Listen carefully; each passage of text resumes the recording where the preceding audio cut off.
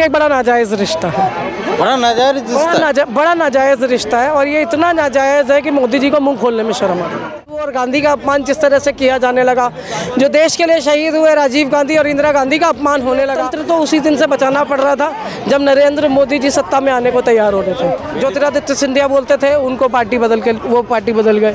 सुष्मिता देव बड़ी हुंकार मारती थी, वो पार्टी बदल गई। जब से इन लोगों ने पार्टियां बदली उनकी हुंकारें बंद हो गई हैं। मॉब लिंचिंग पे हो तो राहुल गांधी सवाल पूछते हैं, हिंदू मुस्लिम पे हो तो राहुल गांधी सवाल पूछते हैं, घोटालों पे हो तो राहुल गांधी बात करते हैं। तो जब हर चीज़ पे बात ही राहुल गांधी को करनी है तो संसद से भी राहुल गांधी को ही निकाला जाएगा। एक तड़ी पार को बाहर करके क्या करेंगे? ऐसे लोग मिलेंगे, वो जो तालियां बजाते हैं ना, उन ताली वालों के लिए ही नरेंद्र मोदी जी के भाषण होते हैं। ये सरकार तब तक नहीं जाएगी जब तक आपके पास TN शेषन जैसा ईमानदार चुनाव आयुक्त नहीं होगा। ना EVM गलत है, ना बैलेट पेपर गलत है, आपका चुनाव आयोग गलत है। जिस दिन वो नहीं लड़ेंगे तो ना लड़ें, ना लड़ें। PM कैसे बने? नहीं बनेंगे PM, नहीं बनेंगे PM। लेकिन गांधी PM नहीं बनेंगे। अगर राहुल गांधी के ऊपर 6 साल का ये बैन लगाते भी हैं तो 6 साल कोई बात नहीं। जहां 10 साल जिले हैं, 10 साल सरकार में रह के भी सरकार ने उनकी बातों पे ध्यान नहीं दिया। ये तंत्र बचाओ तो 2012 से कर रहे हैं हम, क्योंकि चुनी हुई सरकारों के ऊपर पहले तो आक्षेप लगाना और उस पर जिस तरह का आक्षेप लगाए जाते थे, जिस तरह से लोगों को डिसग्रेस किया जाता था, उनका अपमान किया जाता था। इस देश में नेहरू और गांधी का अपमान जिस तरह से किया जाने लगा, जो देश के लिए शहीद हुए राजीव गांधी और इंदिरा गांधी का अपमान होने लगा, मौलाना आज़ाद जिन्होंने इस देश में मुसलमानों को इस देश से बाहर जाने से रोका, पाकिस्तान में जाने से रोका, एक वादा करके यहाँ पे लोगों को रोका, उनका अपमान होने लगा। तो जब आप देखेंगे जो लोग इतिहास रच के गए हैं, गढ़ के गए हैं, जो हमारे कहना चाहिए आपको, जो इस देश की जो आज़ादी है उसकी नींव में गड़े हुए जो लोग हैं, जब आप उनको निकाल के कुरेद के उनका अपमान करेंगे, उसके बाद कभी घोटाला, कभी ये कभी वो, अलग अलग नामों पे आपने लोगों को अपमानित ही किया। तो लोकतंत्र तो उसी दिन से बचाना पड़ रहा था जब नरेंद्र मोदी जी सत्ता में आने को तैयार हो रहे थे। बीते दिनों राहुल गांधी को संसद से भी निकाल दिया गया। देखिए राहुल गांधी को संसद से इसलिए बाहर निकाला है क्योंकि राहुल गांधी अकेले ऐसे शख्स हैं। देखिए उनके साथ की आवाज़ों को पहले भी वो ज्योतिरादित्य सिंधिया बोलते थे, उनको पार्टी बदल के वो पार्टी बदल गए। सुष्मिता देव बड़ी हुंकार मारती थी, वो पार्टी बदल गई। जब से इन लोगों ने पार्टियां बदली उनकी हुंकारें बंद हो गई हैं, उन्हें गलत तौर से जो है दिखना ही बंद हो गया। लेकिन हमारे नेता ने, राहुल गांधी ने आज तक आपसे सवाल करने नहीं छोड़े, आपसे ये पूछना नहीं छोड़ा कि सर बेरोजगारी कब तक झेलनी है, सर नोटबंदी में जिन लोगों के व्यापार खत्म हो गए उन्हें कब खड़ा करेंगे। आप सिर्फ जो आपकी बल्लियां जो हैं, आपका जितना सपोर्ट जो है वो सिर्फ आप अडानी और अंबानी के लिए ही देते रहेंगे या किसी और के लिए भी सोचेंगे?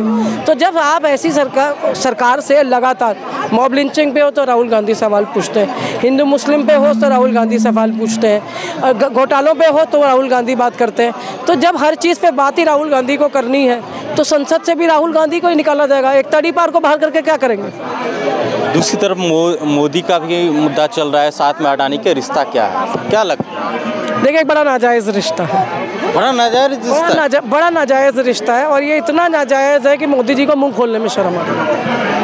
उन्हें ये लग रहा है कि इस नाजायज़ रिश्ते को अगर आज राहुल गांधी खोल दें, नाजायज़ जो है इसको आप गलत तरीके से भी देखें, सही तरीके से भी देखें। नाजायज़ ये है कि आप देश के प्रधानमंत्री हैं, सिर्फ पूंजीपतियों के प्रधानमंत्री नहीं हैं। तो जो मौके आप दूसरों को दे रहे हैं उस मौके पे किसी और का भी अधिकार हो सकता है, कोई और भी हो सकता है जो उसमें रक्षा तक, आपने रक्षा मंत्रालय तक के जो वो है उसमें भी अगर आप अडानी को इस तरह से इन्वॉल्व करते रहेंगे तो राहुल गांधी तो सवाल पूछेगा।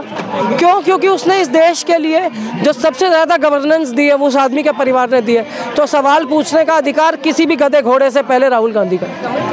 तरह तरह की राहुल गांधी के ऊपर भी आपत्तिजनक टिप्पणी की गई कि राहुल गांधी की कभी घोड़े कभी गधे से तुलना की गई। देखिए ऐसा है कि तुलना वो इसलिए करते हैं कि बहुत सारे ऐसे लोग हैं जो आजकल बहुत खाली हैं। वो आपको रैलियों, धरनों, प्रदर्शनों में, मॉब लिंचिंग में आपको ऐसी जगह दिखाई देंगे जहाँ पे हुड़दंग करना है, जहाँ पे शोर मचाना है, जहाँ पे दूसरे को गाली देनी है, जहाँ पे आगजनी करनी है, तोड़ फोड़ करनी है, सरकारी संपत्ति को तोड़ना है, वहाँ पे आपको ऐसे लोग मिलेंगे। वो जो तालियां बजाते हैं ना, उन ताली वालों के लिए ही नरेंद्र मोदी जी के भाषण होते हैं। पहले है कि किस तरीके, देखिए राहुल गांधी को संसद की ज़रूरत नहीं है। राहुल गांधी जहां खड़े होंगे संसद लग जाएगी, क्योंकि जनता आएगी, अपनी समस्याएं बताएगी, अपना प्रॉब्लम बताएगी, उनसे समस्या का निवारण चाहेगी, क्योंकि उनको पता है कि एक ही आदमी है जो बोलता था। तो 2024 में कौन?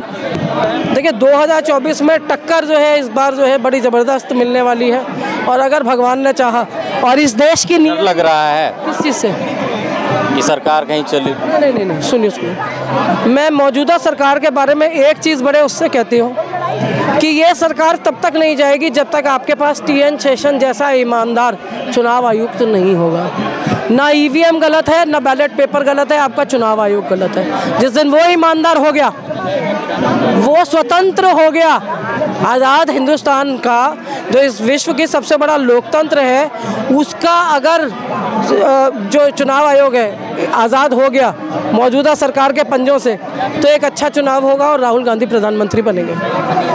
तो फिर जो है कि ये जो अभी 6 साल के लिए अयोग्य घोषित कर दिया गया, 6 साल तक राहुल गांधी संसद चुनाव नहीं लड़ेंगे तो ना लड़ें, PM कैसे बने? नहीं बनेंगे PM, नहीं बनेंगे PM, लेकिन गांधी PM नहीं बनेंगे। अगर राहुल गांधी के ऊपर 6 साल का ये बैन लगाते भी हैं तो 6 साल कोई बात नहीं, जहाँ 10 साल झेले हैं, 10 साल सरकार में रह के भी सरकार ने उनकी बातों पे ध्यान नहीं दिया।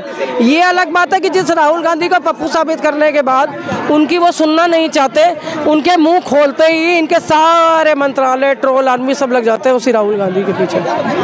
तो राहुल गांधी अगर प्रधानमंत्री नहीं भी बनेंगे, जिस दिन राहुल गांधी इंदिरा गांधी, जवाहरलाल नेहरू, राजीव गांधी, सोनिया गांधी के परिवार में पैदा हुए, वो आदमी उस देश में उस दिन से प्रधानमंत्री का कद रखता है। वो क्या करता है क्या नहीं करता है, दुनिया को इसमें रुचि रहती है। दुनिया इस बारे में थोड़ी है कि राजा का बेटा ही राजा बनेगा। राजा का बेटा राजा नहीं बनेगा, पर राजा का बेटा अगर शहजादा है तो उसको कोई रोक भी नहीं सकता ना, कोई रोक भी नहीं सकता। कोई गुनाह नहीं है किसी बड़े परिवार में पैदा हो जाना।